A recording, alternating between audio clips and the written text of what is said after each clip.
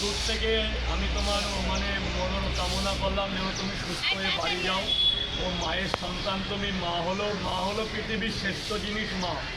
মা ছাড়া পৃথিবীতে কিচ্ছু নেই। যে মা বিকল্প, বাবা কোনো বাবার আমি বদনাম করছি না, বাবা হলো আছেই তো, কিন্তু মা হলো গর্ভধারিণী, তো জ্বালাটা তার।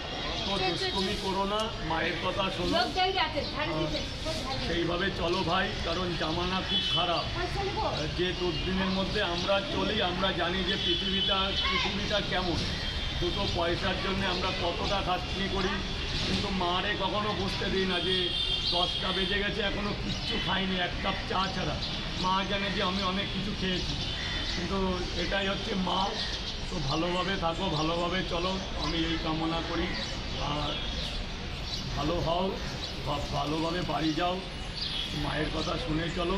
মার আশীর্বাদ থাকলে জীবনে কোনো দিন কোনো ফল বিপদ থেকে তুমি জয়ী হয়ে যাবে।